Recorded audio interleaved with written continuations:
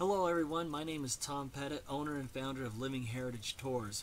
You're probably viewing this video in preparation for your trip to the Lamanai ruins in Belize. I'm real excited for you. The ruins of Lamanai, I've been there several times and they are some of my most favorite. It's truly a wonderful place. This video is going to give you an idea of the LDS perspective of Lamanai.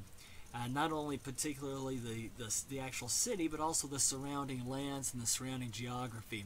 When I take people down to the Mayan ruins in Mexico and Belize, I first tell them that we don't know if this is where the Book of Mormon actually took place, and we'll never know until the living prophet tells us that this was the exact place, wherever that might be. But in the meantime, what we do is we see that there are so many LDS similarities that we can find in the Mayan ruins, their culture, their religious beliefs, that we take a look at the LDS perspective of that part of the world. And it's fascinating. And so in your preparation to go to Lamanai, I'm going to give you a little bit of an idea of the LDS perspective of not only that city, but also the geography surrounding the city there in southern Mexico and that part of Belize. The first question that we have, though, is why study geography? We know a few things from the Book of Mormon, the writings of Mormon and also his son Moroni, that it was written for the convincing of the Jew and Gentile that Jesus is the Christ. Only 1/100th of what they wanted to include was included in the Book of Mormon. Moroni talked about the awkwardness of our hands and how it was difficult to write. And yet, despite these three facts, there are over 550 verses dedicated directly to geography. One answer as to why they might have included so much information about geography and wanted us to get an idea of the geography of the Book of Mormon is taught in 2 Nephi 25:6. Now this is the prophet Nephi speaking to his people just after he had quoted all of those great Isaiah chapters. And they were complaining, saying, hey, we don't understand, this is confusing. And he explains why it was confusing to him. He says, I have not taught my children after the manner of the Jews, but behold, I of myself have dwelt at Jerusalem, wherefore I know concerning the regions round about.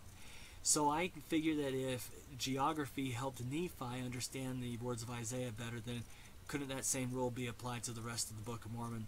And as we get into this geography discussion, you may come to the same conclusion, the same opinion that I do, that indeed knowing the geography of the Book of Mormon can help us better understand the message of the Book of Mormon, and that is that Jesus is the Christ. How can we come to any sort of conclusion of what the geography looks like or where the Book of Mormon actually took place? There's so many things to consider, and here's a short list of that. There's all the third Nephi destruction. Can we come to any conclusion knowing that the place was destroyed?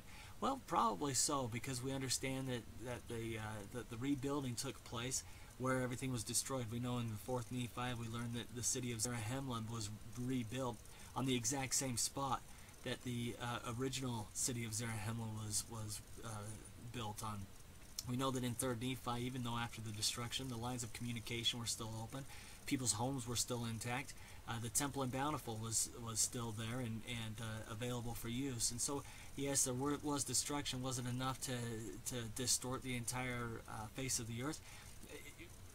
Apparently not so, considering the 2,500 people still living in and around Bountiful, and how the physical structures of their life hadn't been disrupted. We understand that the definition of up, down, and over is probably the same definition that was used 2,500 years ago during the time of the Book of Mormon. We need to assume that nature works the same, that water is going to flow down because of gravity.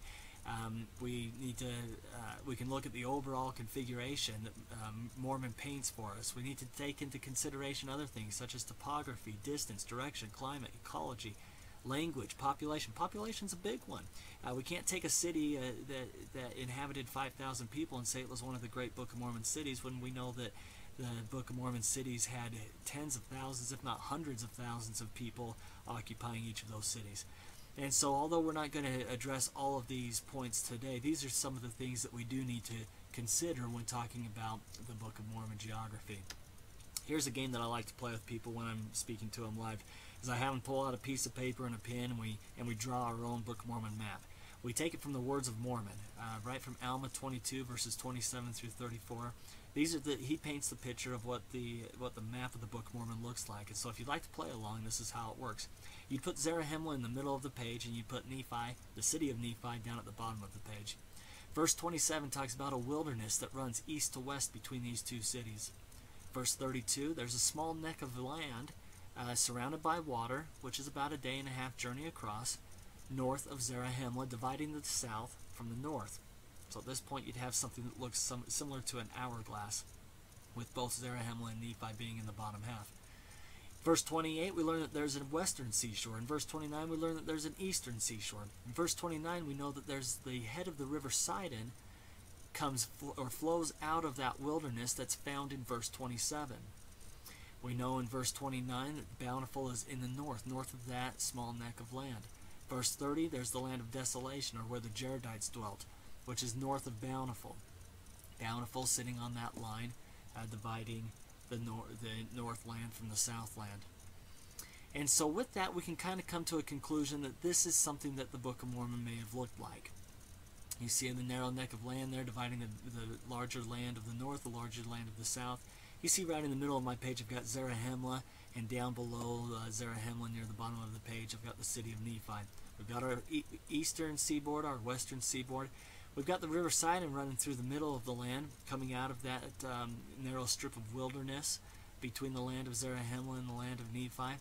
And we assume, well, that water and gravity and nature works similar to how it works today. And so if it's coming out of the headwater, if its head is coming out of that narrow strip of wilderness, the river must flow north for two reasons. One, we know it empties into the sea, as stated in a story from the Book of Mormon. We also know that the river, and we know that Nephi is up from the land of Zarahemla. Zarahemla is down from the land of Nephi. All of these things that I'm referring to are quoted directly out of the Book of Mormon. So we come to some sort of a conclusion that this is similar to how Mormon would have seen the land of the Book of Mormon in his mind's eye. A couple of other features that we'll point out here, we'll take a moment, is we've got the over on the west seaside, we've got a mountain range running north to south. Now we understand or assume that this must have been in place for a few reasons, and we derive these reasons from the stories of the Book of Mormon. One, we know that the Lamanites infested the wilderness bordering the West Sea, but they never attacked Zarahemla or any of the other cities from the west. They always came from the east. We do know that they did attack Ammonihah up there in the north and Anapara there in the south, so there must have been some sort of a passageway between through the wilderness in order to attack those places. We know that the people of Ammon, or the anti-Nephi Lehis, ended up in the city of Melech there over on the western side, and they were the most hated people of the Lamanites. They wanted to attack them and kill them more than even the Nephites, and yet they never attacked them while they were in Melech, even though they were infesting the land bordering on the western seashore. And so there must have been some sort of geographical barrier, a divide there, in which the Lamanites weren't able to pass. We look over on the eastern seaboard, and all of those great cities which are listed throughout the Book of Mormon being there on the east side. That's where all the great battles of Captain Moroni took place, running up and down that seaboard. We know that there must have been nothing inhibiting their movement, their free movement, as they went up and down what they referred to as the beach, and between all those lands. However, between Zarahemla and all those beach cities, there must have been another land barrier, or another land mass. We assume that it must have been a mountain range running again north to south. And a few reasons for that is, excuse me, a few reasons for that is, as Mormon describes people moving from the land of Zarahemla over to these eastern seaboard cities, he always talks about them going over. He says they went over or they came over.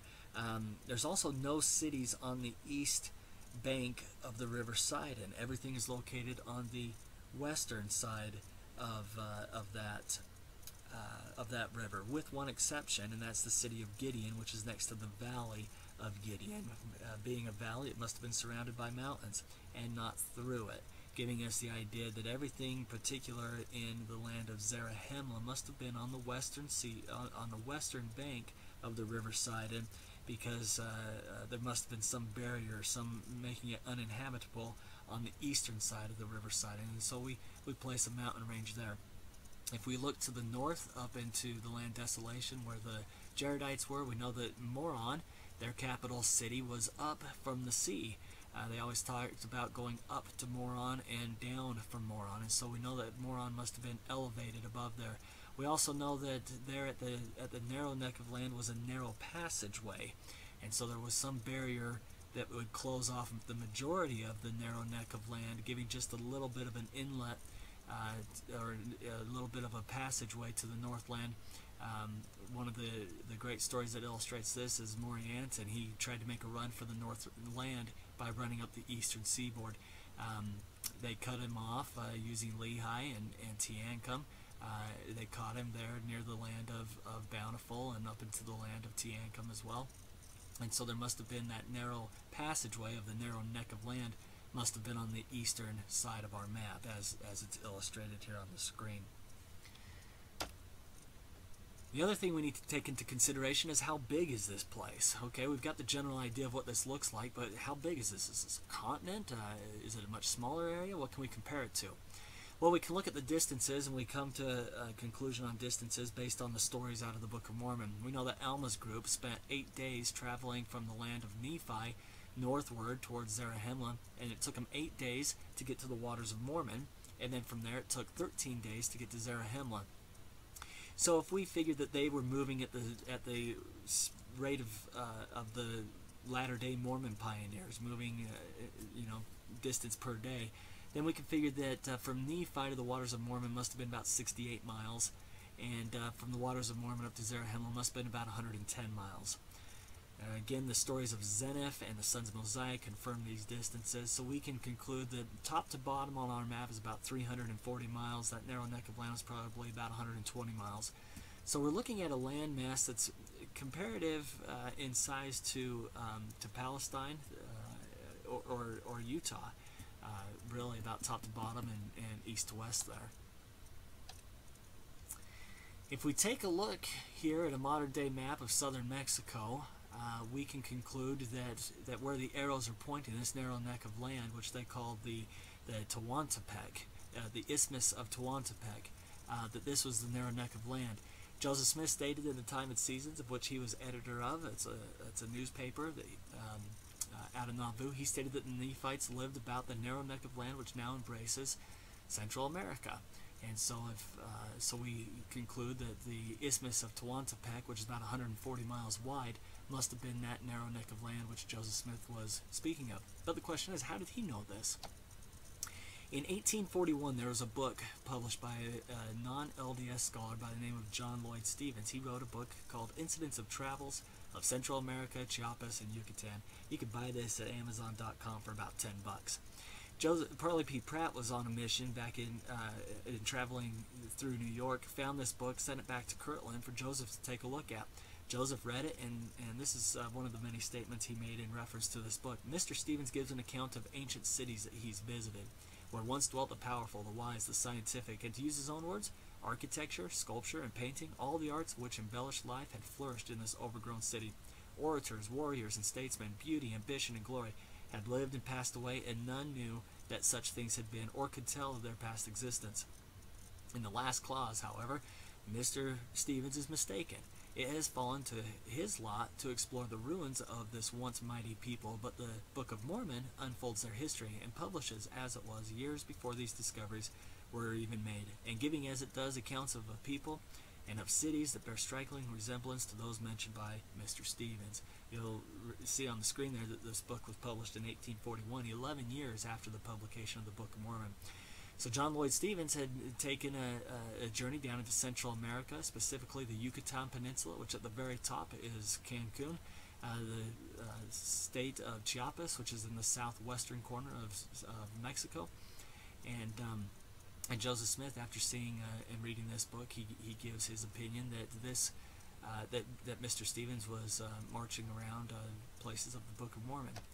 He goes on to say, we're not going to declare positively that the ruins of Quirigua are those of Zarahemla, but when the land and the stones and the books tell the story so plain, We are of the opinion that it would require more proof than the Jews could bring to prove the disciples stole the body of Jesus from the tomb, to prove that the ruins of the city in question are not one of those referred to in the Book of Mormon. The city of Quirigua is located in present-day Guatemala, and here's a picture of the excavation that's taking place in Quirigua. You'll see they're kind of in the center of the picture, and it's a person, white shorts and a dark top, and we assume that person's about 6 feet tall, so you can see how big this little courtyard really is. There's not a whole lot of extensive excavation that's going on in Quirigua, unfortunately, but here's some pictures of what has occurred down there so far. Now, I just went to the internet to Google Maps, and I took a picture of the Isthmus of Tehuantepec and the land surrounding it, and I zoomed in a little bit closer to give us this image here. This image here gives us a few things that we can take a look at and should strike some of our curiosity as far as the topography. Down here on the western side, on the western seashore, you see a mountain range. Not too far inland from there to the east, you see a mountain range that's running north to south. Between those two mountain ranges is another geographical feature, a smaller mountain range running east and west. Between it all, between those two mountain ranges, you see a river, a body of water. And if I was to zoom in a little bit further, you'd see that it's coming out of that east to west wilderness, and it's running out and dumping into the Gulf of Mexico. That river, which we're going to get a couple other pictures of in just a moment, is the Grijalva River, and it just happens to have its head in that wilderness that runs east to west, and it runs north, just as we were talking about a few minutes ago. If we go back to our map and we turn it to the side a little bit, it's going to match up with what we're looking at. And I feel that we have the liberty to move my map from east to west, or clockwise to counterclockwise, a significant amount, and there's a reason for that. In the Book of Mormon, Mormon uses the word north as a directional tool 5 times, but he uses the phrase northward 31 times, which means that we have the opportunity to say that things in the north were not true north, but that they were northward, just as Mormon described it. And so I think we have the liberty of rotating our map here clockwise or counterclockwise a little bit in order to give us still a northward direction without staying true north. And if we do that and compare it to a relief map of the ancient Mesoamerica, we start to see some of the land features are very, very similar to what Mormon describes throughout the Book of Mormon. We see on the map on the right all those mountain ranges, the eastern one, the western one. We see that one going from the east and west, that narrow neck of wilderness. We see up at the narrow neck of land that there's a narrow passageway on the eastern side, just as the stories of the war stories would indicate such. We see that where the capital city of the Jaredites, Moroni, would have been up in that mountain range, up from the beach of that Gulf of Mexico. We see that the Grijalva River, just as I stated, is put right there between the mountain ranges, dumping out into the Gulf of Mexico, running to the north, everything just as it ought to be. We'll also take a look at Helaman 3:8, where they talk about there being not only an eastern and a western ocean, but also they talk about a sea north and a sea south. And if you were to take a pencil and draw a big plus sign on this relief map, a vertical line and a horizontal line, you'll see that in each of those 4 quadrants is water: north, south, east, and west. You're starting to see bodies of water in each one of those quadrants. One more thing that I'll refer to is Ether 10, verse 20. It talks about the Jaredites being located in the place where the sea divides the land. And you see up off to the right and up off to the left, land masses going up, and the Gulf of Mexico coming down and dividing that land just right where it should be, as it's described. Here's an archaeological map of Mesoamerica. This is done by John Sorensen, a Book of Mormon geography scholar for many decades. And you'll see that the red triangles represent a Book of Mormon era site. Not a Book of Mormon site, because we're going to wait till the living prophet tells us that it's an actual Book of Mormon site. But what we mean here by a Book of Mormon site is that it was built and inhabited during the Book of Mormon time frame. You'll see that there's a lot of red triangles right through that area where Zarahemla and all those other great cities should be, right along the river Sidon and between those two mountain ranges. The blue triangles are post-Book of Mormon sites. Those are the Book of Mormon. Those are the sites that were built and inhabited after the close of the Book of Mormon. You see the popular ones there in the upper right-hand corner, Chichen Itza and Tulum, so popular with the tourists.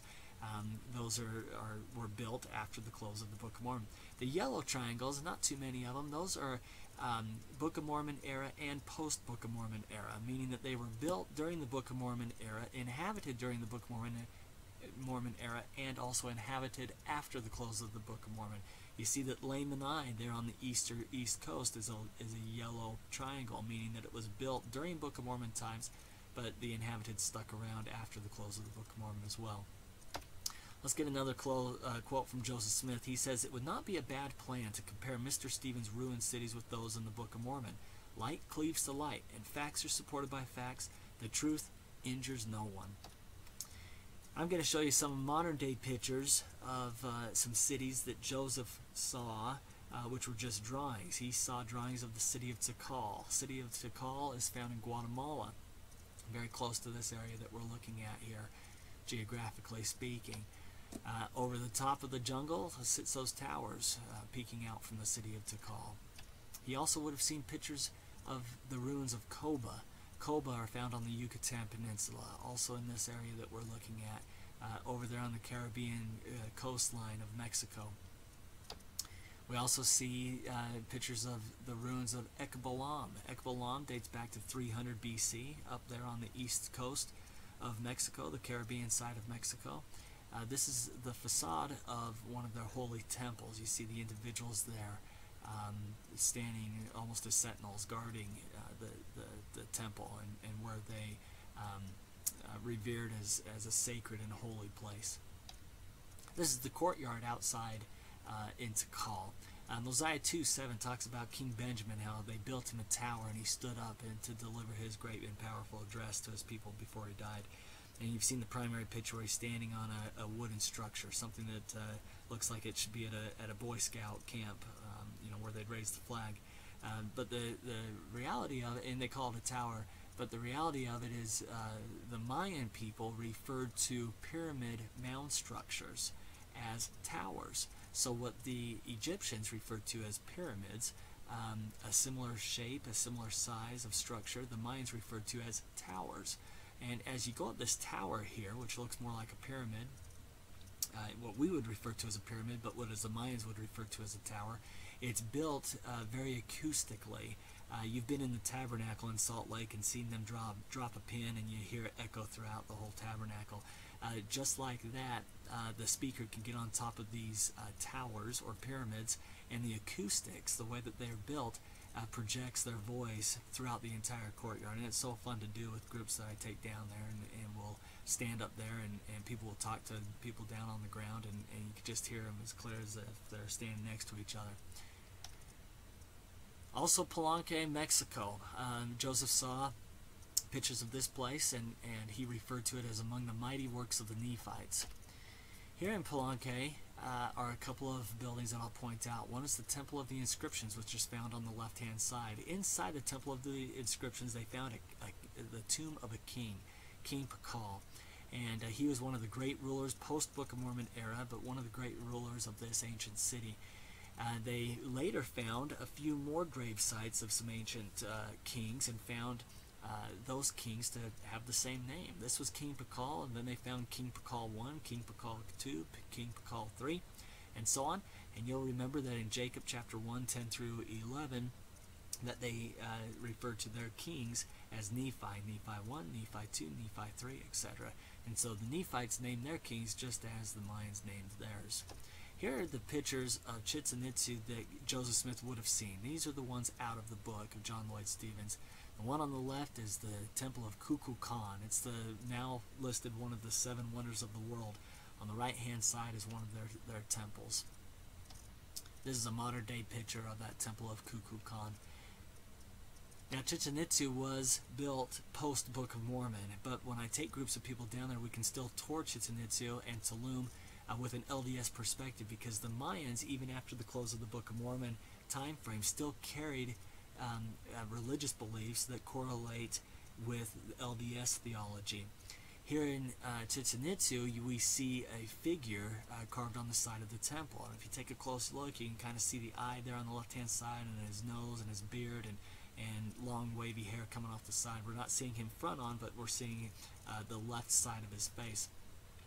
And one of the beliefs is that they worship a white bearded god who descended out of the east. He brought power in his hands. He was born to a virgin, and when he visited, he brought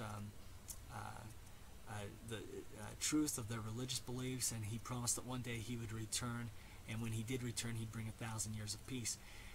We see that this figure is depicted on the side of temples throughout Mesoamerica in 17 different locations, and you can imagine with the lack of communication how powerful this story must have been, this religious belief, in order to carry over hundreds and thousands of miles to different cities throughout Mesoamerica. The one thing that's always similar between of all 17 carvings is that the individual is facing west. And the reason that's significant is that means he was coming from the east. One of their religious beliefs that their god came from the east, and that he would return one day, descending from the east as well. Also at Chichen Itza are these two figures that I've taken pictures of. The one on the left is what we think might have been some sort of a ceremonial religious feature. When the Spaniards showed up at Chichen Itza, they said that baptisms, or what they depicted were baptisms, were occurring in this hole in the ground. And we know that it was a religious setting because of the circular shape. The Mayans used the round shape in order to depict something that was sacred or holy. It is underground, and there is a drainage system that sits underneath this image on the left. On the one on the right, it's really tough to see because it's just 2,000 years old, you know, so what can we expect? But if you take a really close look, and you can see it better in person, or if I had a better camera, you'd see that it's a four-legged animal. One of the critics of the Book of Mormon say, well, it talks about horses, and there weren't horses until the Spaniards got there. Well, if you take a close look, there is an individual, a two-legged individual, so we know it's a human. He's got his arms, he's got a head there, and some headdress and clothing, and he's standing next to the four-legged figure. Well, the four-legged figure's coming up to the shoulder of the man, and so we can say to the critics, well, you're right, they had really huge dogs, or perhaps they really did in fact have horses. This is a picture that Joseph would have seen of Tulum. Tulum is one of those post-Book of Mormon era cities, but we also tour Tulum with an LDS perspective. This is the temple of the descending God. Remember, they believed that their supreme God descended from heaven, and so they referred to him as the descending God. And there's a lot of things etched on the side of this temple that correlate very closely with LDS theology as well. And here's a modern-day picture of that temple that I've taken. Here's some dedicatory prayers that I want to take a moment and review just very briefly. The reason being is a quote here from Joseph Fielding Smith. He says, "Dedicatory prayers for temples are formal and long and cover many matters of doctrine and petition. This pattern was set by the prophet Joseph Smith in the dedication of the Kirtland Temple. The prayer given on that occasion was revealed to him by the Lord. All prayers used since then have been written by the Spirit of inspiration." So let's take a look at some excerpts of the dedicatory prayers of temples throughout the Mesoamerica area. President Faust, he says, "We invoke thy blessings upon this nation of Mexico, where so many of the sons and daughters of Father Lehi dwell." President Hinckley says, "May the sons and daughters of Lehi, of Father Lehi, grow in strength and in fulfillment of the ancient promises made concerning them." President Hinckley at the rededication of the Mexico City Temple, speaking of the people there in that land, "Most have in their veins the blood of Father Lehi." We continue on with a temple in Guatemala dedicated by President Uchtdorf. He pleads with the Lord for his remembrance of the sons and daughters of Lehi. President Hinckley on a Guatemala temple, he says, "Thy remembrance again of the sons and daughters of Lehi." Of the Honduras temple, President Uchtdorf prays, "Thy blessing of the sons and daughters of Lehi." And In Villahermosa, Mexico, Temple President Monson says, "May thy eternal purposes concerning the sons and daughters of Lehi be realized in this sacred house." So now that we've got an idea of where the Book of Mormon took place, let's run all the way back to 600 BC and see if we might be able to find some landmarks throughout this land that would have been similar to those found in the Book of Mormon. Hugh Nibley wrote a 600-page book about entitled Lehi in the Wilderness, and he, for 600 pages, concludes that Lehi would have left Jerusalem and followed the old frankincense trail, that he would have been familiar with that trail and would have followed that out towards the sea. We know that they traveled by the Red Sea. They came to a place that they called Nahom. If you go and Google Nahom, Saudi Arabia today, it's a real place. It's a real city right there on the shoreline of the Red Sea. And then they move over to the city of Bountiful. They get in their boat, and we know that they landed on the western seashore of the Promised Land. We know that because Mormon told us that they did. On the western seashore of the area that we're discussing right now is a little place called Azapa, Mexico. And at Azapa, Mexico, they discovered a few years ago, actually back in the 40s, a big stone which has been nicknamed the Lehi stone. It actually measures 1 cubit in size, 1 Hebrew cubit in size. And it was uncovered and nicknamed now the Lehi stone. This is a drawing of what it looked like, so that we can take a closer look at the detail of it. And you'll see some interesting things here. Right down the center, you can see that there's a tree. The Mayan people and even the native Mexicans today refer to a tree that they worship. The Tree of Life is what they call it. You can Google the Tree of Life and see many representations of it and how they use it in their culture today. And you see that running right down through the middle of the stone there. On the left-hand side is an old man. He's got a headdress that represents that he's a religious figure. Behind him sits an elderly woman. On the right-hand side is a young individual, also with a religious headdress, with a young man behind him. Near the tree at the base are 2 young men with their backs towards the tree, and just above that you see a man there looking for the tree but with a cloth over his head, not, in my opinion, not being able to find the tree. Above all of this there are buildings and people looking down at those that are involved, the central figures of the stone here. At the bottom of the stone are representations of water. Between the water and the tree is a straight path that's wrapping around the tree, between the tree and the waters. And so we can come to a conclusion, some scholars do and some scholars don't, that this is a representation of Lehi and Nephi's vision of the Tree of Life. This was found in Azapa, Mexico.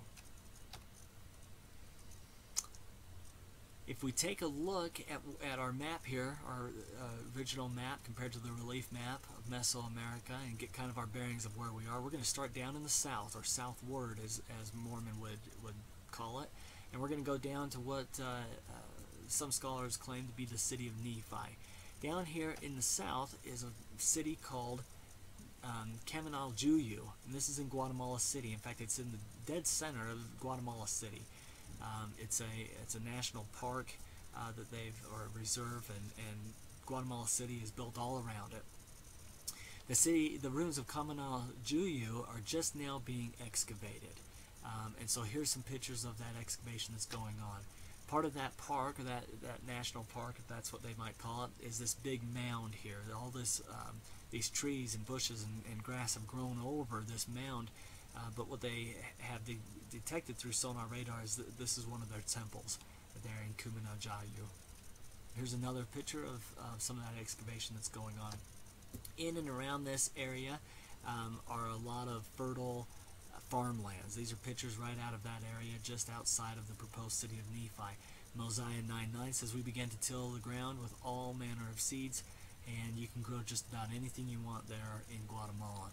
Moving northward from the proposed city of Nephi is a big lake. This lake is called Lake Atitlan, and Lake Atitlan sits here between this east to west narrow strip of wilderness and the city of the proposed city of Nephi. Lake Atitlan is a great candidate for the waters of Mormon. It sits in the right location. It sits within the wilderness. There's also there, you can see on the left side of the lake and on the south side of the lake are marked volcanoes. Volcanoes are important to have because volcanoes were used in the third Nephi destructions. You can take a shot here of Lake Atitlan and see how beautiful it is. You can also see how much wilderness is surrounding the lake and how easily it would have been for those wicked priests of Noah to get lost on those shorelines, and also for how easy it would have been for Alma the elder and for his followers to hide themselves from those wicked priests here on the shoreline. And a couple of other pictures of that beautiful lake. Moving north, we come to a narrow strip of wilderness that's running east to west, just like it should in the Book of Mormon. And here again, you see how impressive that wilderness is, and how easily it would have been for Amulon and his followers to become lost and in need of asking Alma for directions on how to get back to the city of Nephi. Out of this narrow strip of wilderness comes a river. It flows out of the wilderness and flows north. That's called the Grijalva River. Here's a picture of that Grijalva River as it's flowing northward out of the strip of wilderness towards the Gulf of Mexico.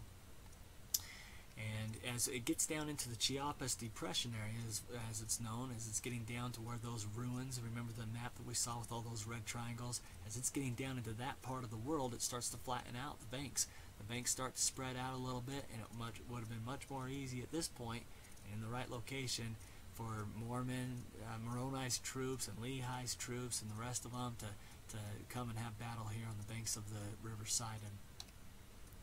As that river flows into what they call the Chiapas Central Depression, we see on one side of the Central Depression a mountain range, and just on the other side of that depression area is another mountain range, the East Mountain Range and the West Mountain Range, just as we've been talking about to this point.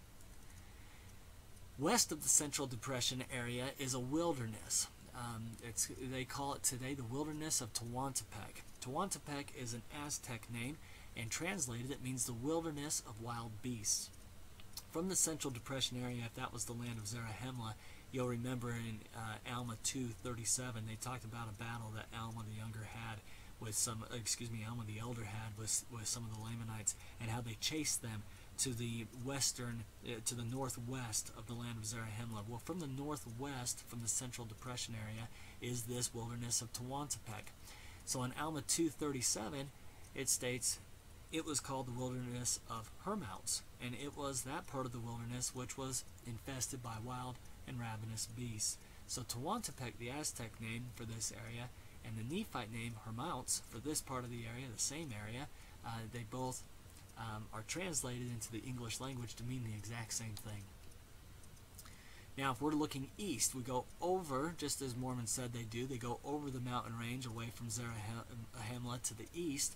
We go to the East Wilderness, and that's called the Patan Jungle, is how it's referred to today. And this is the aerial shot of that thick jungle that runs from that mountain range in the east all the way out to the east coast, or the Caribbean coast. Tikal is one of those cities that we've talked about that sits in the Patan Jungle area, as well as the city of Cerros. And you can see over on the left-hand upper right side the ocean. That's the Caribbean Ocean there. So these are some of those cities that border along the eastern seaboard, and we know that there were several of them, as we learned from the stories of Captain Moroni chasing Lamanites up and down that east coastline. We also come to the city of Lamanai, and I know many of you listening to this recording now are interested in the city of Lamanai because that's where you're headed soon. This is the tallest of 3 temples there in the city of Lamanai.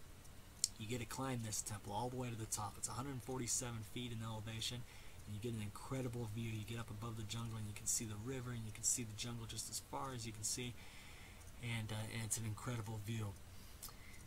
Here's a group that I had there not too long ago. This is them sitting at the top of that temple. Now here's where some of the LDS perspective comes into play with the city of Lamanai. One of the 3 temples that you get to climb is called the Temple of the Mask, and this is one of 2 images that are depicted on the side of the temple, and these are big pictures. This face probably is about 6 feet tall or so, and then his headdress extends beyond and below that as well.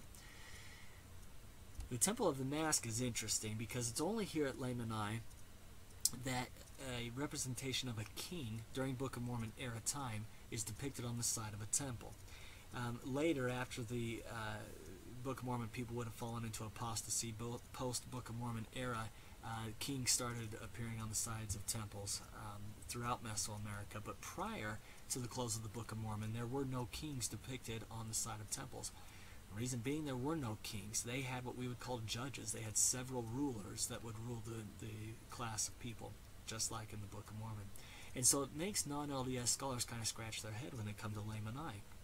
We've got a king here depicted on the side of a temple during the Book of Mormon, what we would call referred to as the Book of Mormon time frame. And they know that it's the king because of his headdress, what he's wearing on top, and what comes down below his chin.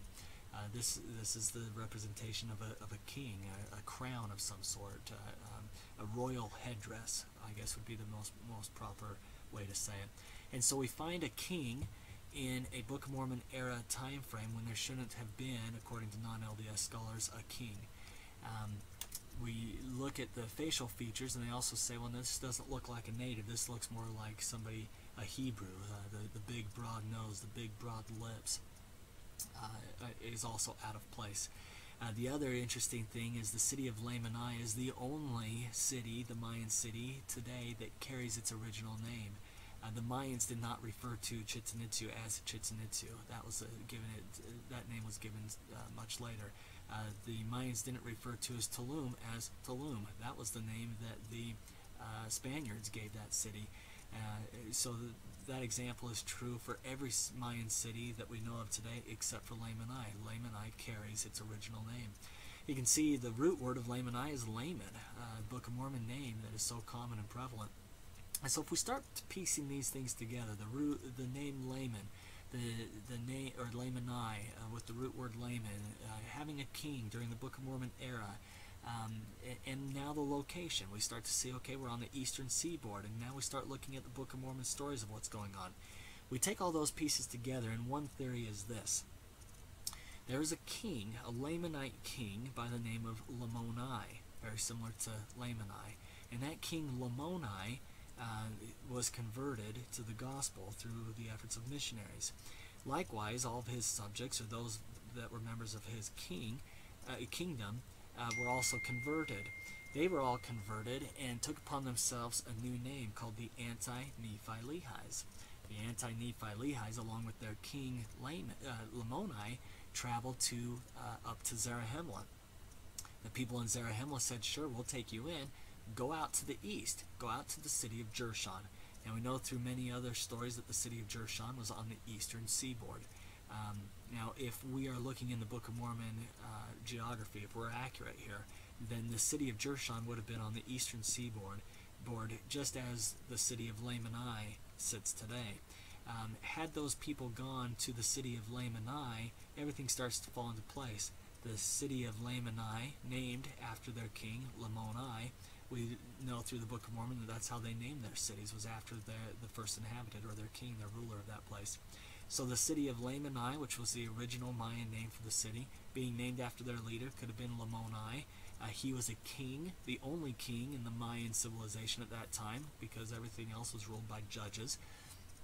And now the time frame, the city of Lamanai goes right back to the Book of Mormon time frame there, about 200 BC. And about 200 BC is when the Anti-Nephi Lehis headed north and were given the land Jershon for the place of their inheritance.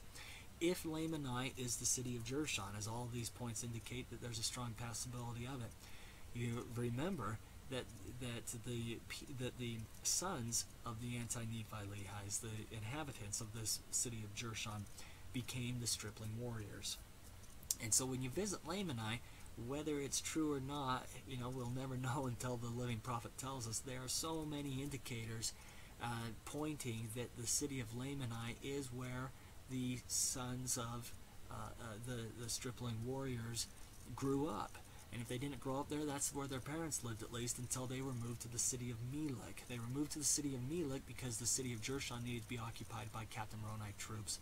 When you stand on the top of those temples and you look down over this vast area of land, you can almost picture in your mind these 2,000 boys running around and playing in these jungles. And then you can also picture in your mind, so if you try, that you can see all these Nephite warriors who were battling in a great, worthy, righteous cause to defend their rights, their liberties, their lands, their peoples, their wives, their families, their homes.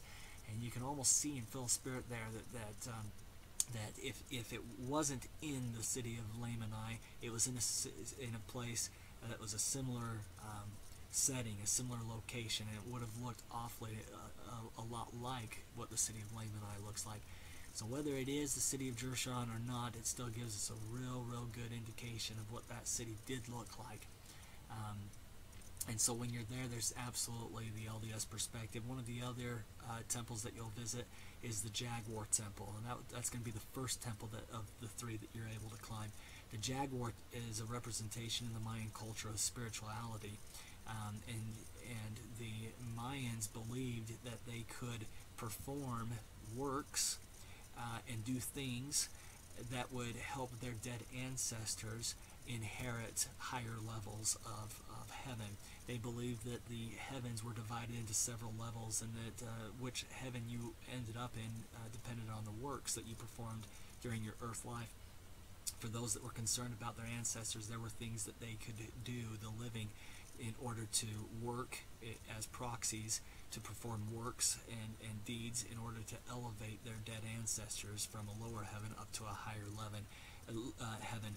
And the temple of the Jaguar,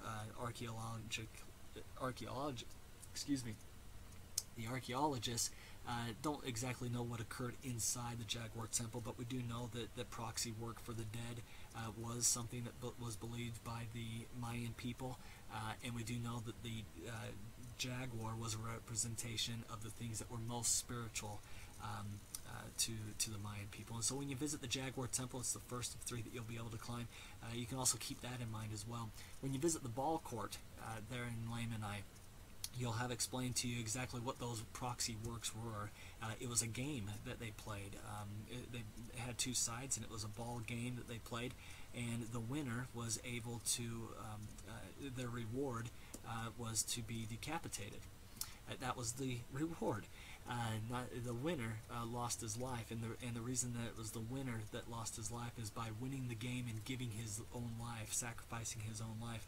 It would provide a pathway for his ancestors to be elevated to a higher realm or a higher heaven to enjoy that eternal bliss that was promised in exchange for that great sacrifice. And so of all three temples and of the ball court that you'll see at Lamanai, you can see not only the LDS perspective and significance, but you'll also be able to really feel the similarities between what the Mayans believed and what we believe as Latter-day Saints. And it all revolves back to the teachings of the Book of Mormon, and that is that Jesus is the Christ, and that He has provided a way for us to one day return to live with our Father in heaven. And because of the love, because of the mercy of that Father, we and our ancestors and our posterity, we can do all the things that are necessary in order to claim those great blessings. Those things, maybe not in those exact words, but those were the beliefs of the Mayans, and it's depicted, it's seen, it's felt there in the city of Lamanai. So when you go to Lamanai, it's going to be a wonderful experience for you, and I'm jealous I'm not going to be there with you. If we move on to another city that's found along the eastern seaboard, it's a city by the name of Sibanche. Again, not the Mayan name for the city, only Lamanai carries the original Mayan name. But here is a great big temple. It's the biggest temple in the whole area there along the eastern seaboard. I'm not going to claim that it's bountiful, certainly, but it does put it in the right place with a really big temple that dates back to the right time frame. Here's a couple of additional pictures of that same temple there at Sibanche. Okay, so just a recap here. We talked about the distances between the proposed city of Nephi, which is Kemanaljuyu, to Lake Atitlan is 80 miles. From Lake Atitlan to the Chiapas Depression is 169 miles. If we look at and then those are real, you can go to Google Map and you can determine that those are the real distances between those landmarks. If we go to the Book of Mormon, we say, hey, how fast were people traveling? And we say, well, they were probably traveling about the speed that the Latter-day Mormon pioneers traveled. And we say from the city of Nephi to the waters of Mormon is 68 miles. So from the waters of Mormon to Zarahemla is about 110. That's pretty darn close to the real life distances there. One of the questions that we get is, hey, if all of this happened down in Central America, how in the world did the plates get to the Hill Cumorah in Palmyra, New York? That's quite a distance. Yes, it is. It's about 3,000 miles. And so I'd like to talk to you for just a moment here as we conclude about Moroni. I nickname him Moroni the Lonely, because certainly, boy, he was lonely. He walked a long time all by himself without any friends or family members. In fact, he walked by himself for 38 years, at least 38 years. That's when he buried the plates. He could have walked another dozen years after that. But we know that it was at least 38 years that he was all alone. In Mormon 6:6, it's Mormon speaking, and he says, I, Mormon, referring to himself, I made this record out of the plates of Nephi, and hid up in the Hill Cumorah all the records which had been entrusted to me by the hand of the Lord, save it were these few plates which I gave unto my son Moroni. Now, what were the few plates? What we have is the Book of Mormon, what Joseph Smith found in the side of the Hill Cumorah. Joseph Smith sees this in vision. He sees, he said that he and Oliver Cowdery in vision saw the side of a hill open up, and inside was a cave full, wagonfuls is how he described it, of records. This was the deposit that Mormon made of all of the records. He hid them up in the side of a hill called Cumorah, except for the plates which became the Book of Mormon. And so Joseph sees this in vision. So it gives us a couple of questions. Why did he see it in vision if the Hill Cumorah in New York was just 1.5 miles down the street from his house? Why did he have to see it in vision? And why did Moroni hide the eventual Book of Mormon in a box of cement if he had a convenient cave that he could have hid it in as well?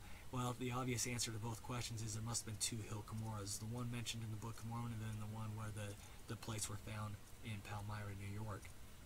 And further evidence is found through a careful, close look of the words of Mormon and Moroni in particular. Here's some things we know about Moroni. Moroni survived the last great battle, which was at the Hill Cumorah, where Mormon deposited all the records except for the eventual Book of Mormon plates. He survived that last great battle along with 23 others. Moroni states that the other survivors fled southward and were killed. So which direction did Moroni go? Probably northward. Moroni had the abridgment and the other sacred things. He walks for 16 years before adding a single word to the Book of Mormon. Moroni then he finishes the Mormon chapters 8 and 9 for his father. He states that all Nephites living around the Hill Cumorah were destroyed. All of them. They're all gone around the Hill Cumorah. My guess is that Moroni was not hanging around the final that scene of the final battle or that Hill Cumorah. He would have been out of there.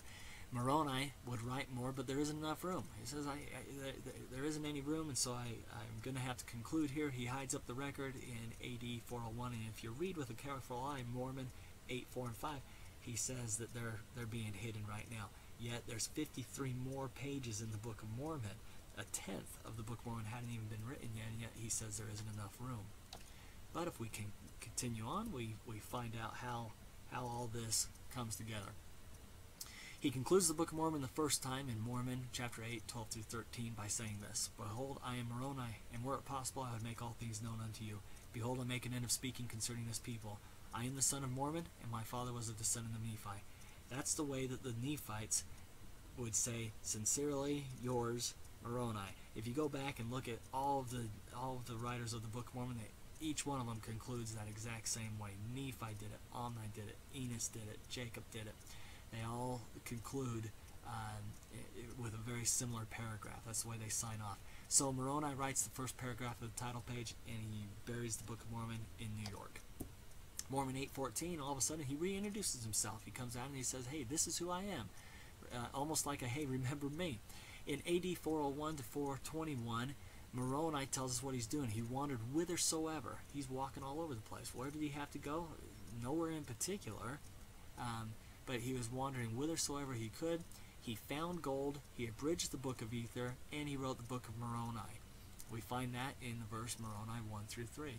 Now Joseph Smith later said that Moroni walked from Central America to Palmyra twice, dedicating temples along the way. Why did he walk twice? Well, if we go back to the previous slide, we remember that he buried the plates in Palmyra. He buries the plates, and then he started to wander whithersoever he could for the safety of his own life. He found gold. He abridged the Book of Ether. Well, where was the Book of Ether? His dad had hidden it in the side of the hill Cumorah back in Central America. So he walks to Palmyra the first time, deposited it. He walks whithersoever he could for the safety of his own life, meaning that he walked back to Central America, found gold, made them into plates, picked up the Book of Ether, and brings it back to Palmyra.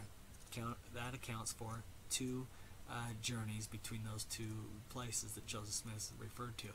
He dedicated temples all along the way. Brigham Young said he dedicated the temple in Manti and in St. George. Joseph said that he dedicated the temples in the future temple in the Great Basin, meaning the Salt Lake Temple. He also dedicated the land of Independence, Nauvoo, Kirtland, and Joseph Smith continues the quote saying, and other temples we know not yet of. So he was busy during this time, walking all around. He formally concludes the Book of Mormon again. He hides up the record again in the earth. We find that in Ether 4, 3 through 5, and he actually uses the word again. And then, of course, Moroni wanders until he dies. That concludes the information found in this brief presentation. If you have any questions or any comments, anything you'd like to discuss, I'd be more than happy to visit with you. Here's my phone number, here's my email address, and here's the website that you can go to for all of our information about our upcoming tours. And with that, I hope every one of you has a great day and a wonderful time at the city of Lamanai.